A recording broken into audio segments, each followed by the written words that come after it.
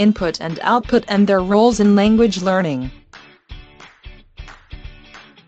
By Lynn Kawai. Personal Beliefs TCE 472 Summer Term OSU. Input in language is what we take in. Crescent and Freeman says we do this orally and through written text. But do we? But if we are going to communicate in another language, we need input and output, as Swain, Schumann and Long point out. If we think about input and output as the way we all learned our first language, we can see in everyday common sense these ideas of how input and output work. I would argue that babies input more than just Crescent's ideas of oral and written inputs. Babies see, touch, taste, hear and absorb language and culture. And as most of us did, babies began to show output. And as they interact in two-way communication with others, they began to negotiate meaning and proficiency in language.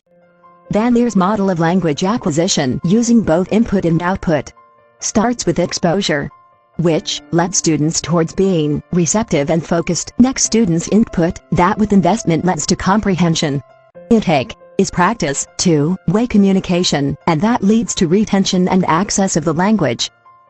Finally, students outtake, and they began to use the language authentically. They extend their knowledge through creativity, they become proficient, and we get outcomes. Van Leer's model of input and output can lead to good outcomes in language. But as a teacher, we must pay close attention to the conditions experienced in and out of the class. I believe in the importance of input and output through two-way communication and the negotiated meanings that evolve through sharing input and output. How does input and output get implemented as I teach ELL students? Use of exposure to both first and second language, bilingual books, and incorporating multiculturalism. You need to create good conditions for input and output. Schumann says, be informed and sensitive to motivation, attitudes, and culture shock for both you and the student. I am drawn to the use of all kinds of outcomes and input.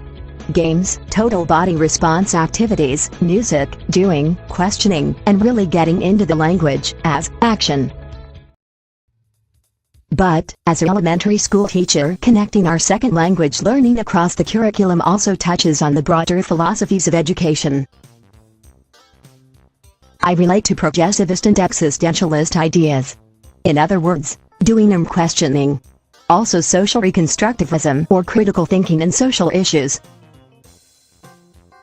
Perennialism and essentialism. Facts, testing. They can be used as tools for input and output. Like memorization, as long as we don't force up too soon. Freeman and Freeman 132. As a teacher, I will provide the best conditions, affirming their diversity of language and culture, using input that is valid and engaging on many levels and abilities. Providing output activities that are multi-leveled and scaffolded across all the subjects.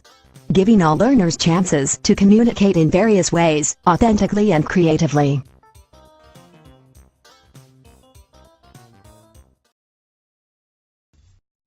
With thanks to Freeman and their book Between Worlds. This video was made by Lynn Kawai. Using Go.